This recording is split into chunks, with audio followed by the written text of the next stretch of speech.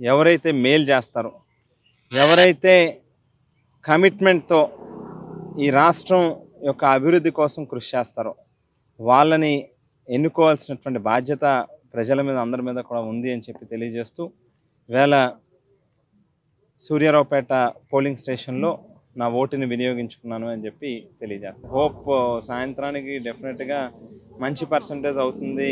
ప్రజలందరూ కూడా మరోసారి మంచి చేసే ప్రభుత్వాన్ని ఎన్నుకోవాలి అనేటువంటి ఆలోచన కనిపిస్తూ ఉన్నట్టుగా స్పష్టంగా తెలుస్తాం. వాస్తవానికి గమనిస్తే తూర్పుగోదావరి జిల్లాలో మిగతా ఇతర ఏ నియోజకవర్గాల్లోని కూడా పెద్దగా అల్లర్లు డిస్టర్బెన్స్లు జరగట్లే.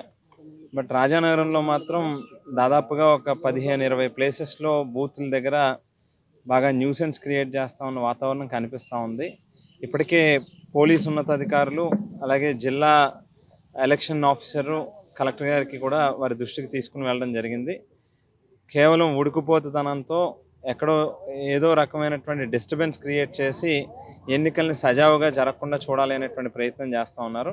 అందుకే ఈ సందర్భంగా పాత్రికా ముఖంగా కూడా సోదరులందరి ద్వారా వైఎస్ఆర్ కాంగ్రెస్ పార్టీ శ్రేణులకు కూడా అందరికీ పిలిపిస్తూ ఉన్నా, దయచేసి ఎవరు కూడా ఎక్కడ ఏ రకమైనటువంటి గొడవలు అవతల వాళ్ళు కాలు దువ్వినా కూడా కాస్త సంయమనంతో ఓపికగా ఉండండి. కేవలం మనకి ఏకపక్షంగా అనుకూలంగా ఉంది అనేటువంటి ఉడుకుపోద్దనంతోనే ఈవేళ అవతల వాళ్ళ తాలూకా ప్రయత్నాలు వాళ్ళ తాలూకా ప్రవర్తన కనిపిస్తూ ఉంది. దయచేసి ఎవ్వరూ కూడా కంగారు పడద్దు, అందరూ కూడా ఓపికగా సహనంగా ఉండండి అని చెప్పి మాత్రం విజ్ఞప్తి చేస్తూ ఉన్నాం.